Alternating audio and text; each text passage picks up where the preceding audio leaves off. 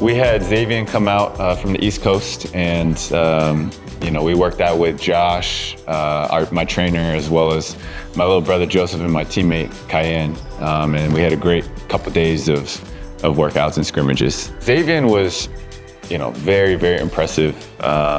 Definitely exceeded expectations, and just to be able to see him work out and play up live and in personal, it was really impressive. I know every single person from, the trainers to the people working out with him to the people playing against him were all really impressed. The crazy thing is he's only 20 years old, and I'm just like really, really excited to see what his future holds. In workouts and in summer runs, you never want to put too much weight into those because there's a lot of people who look super impressive in those situations and don't look impressive in actual pro basketball settings.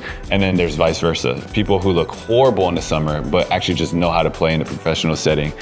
And so the thing that I was really impressed with, one was his demeanor. There came a point in the scrimmage where a very accomplished, really good player. Him and Xaivian were kind of going back and forth, and he didn't back down. He said what he needed to say.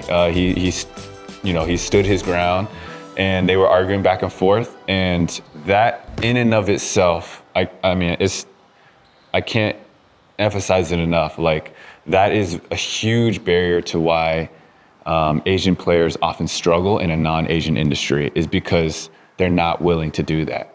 For him to be able to do that right then and right there, to me, was like, that's more important than any other skill or shot that you might make, because that's representative of your mindset and your demeanor.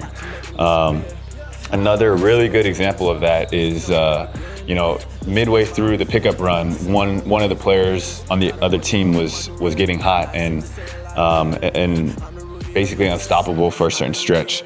And we finished that short mini game, and Xaivian comes up to me and goes, "I got him next. I'm gonna guard him." And I was like, because in my mind I was like, okay, I'm gonna guard him. I'm gonna switch on to him because he's hot. And so I was prepared to do that. And as I was gonna go guard him, Xaivian came to me and was like, "Hey, I'm gonna get him." And I was like, "All right, go ahead." Like, I love that. Like, he has a chip on his shoulder. He has that dog inside of him, and that's gonna carry him so far. And so, to me, that was really impressive. The second thing that was really impressive was just, in general, just his ability to kind of make certain decisions, get to his spots. I mean, we're playing against, certain players. We're playing against NBA level defenders. And we also had, Titus, who's a true rim protector, 7 foot, long wingspan, can jump, can block shots. And so against that level of defense, Xaivian's still able to get to his spots, pick his spots and just make, in general, really good choices. I thought that was really impressive too, competing at a high level.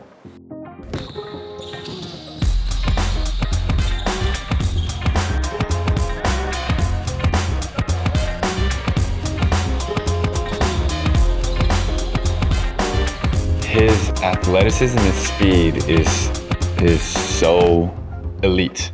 And I think with every young player, and this is something I really, really struggled with when I was his age, was just relying on that.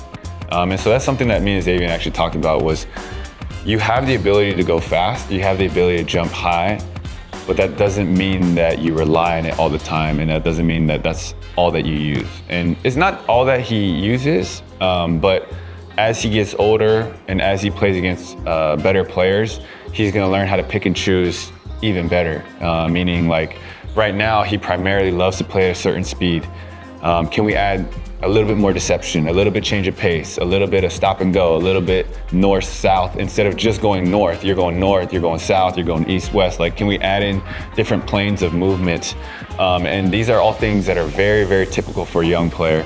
And at his speed and athleticism, like, truthfully, in college, he can rely on it because he's that elite at it. But then when you get into the NBA, there's going to be times when you are slower, you jump less high, and he's going to have to figure that part out. And that's true for every player that tries to jump from college to pros. And so that's something that he's aware of, which I think is he's already ahead of the game in that regard. When I thought about, how do we organize the teams, I kind of purposely put him on my team, along with Joe and Kaiyan, because he's playing alongside 3 very, very accomplished guards.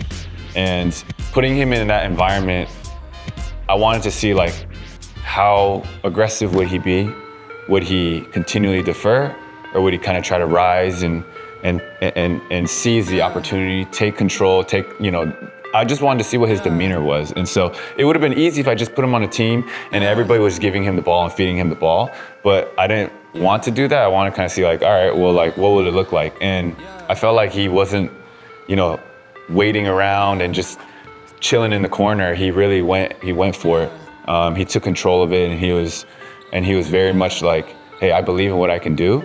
I'm prepared for this moment, and I'm going for it. And I think that's something that I can definitely learn from. Everybody can learn from. And obviously, this is just a summer run, but I think what's beautiful is like kind of what you do behind closed doors, or kind of what you do in the more mundane moments, is indicative of what will happen when, there's bigger and brighter lights and more of a spotlight on you. And so for him to be able to do that on a random Tuesday afternoon with no spectators, to me is really important. Don't just wait for those big moments when everybody else is watching. You got to do this every day. It's a lifestyle, it's a mindset.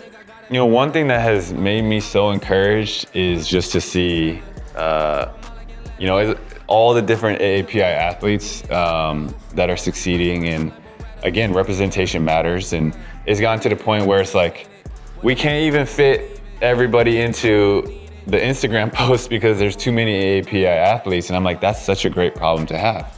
I think in talking to Xaivian, one of the things that was kind of sad for me was, when I was asking like, oh, what kind of, what kind of remarks are said towards you? What kind of derogatory comments, or how do people make fun of you or try to get under your skin? He was like, oh, I mean, when it comes to race, the worst thing they might do is just call me you. Like they might call me Jeremy Lin. And to me, I always kind of get a little bit sad in those moments, because like, I wish there was more representation when I was around, so that it wasn't just like, when I was growing up, it was like Yao Ming.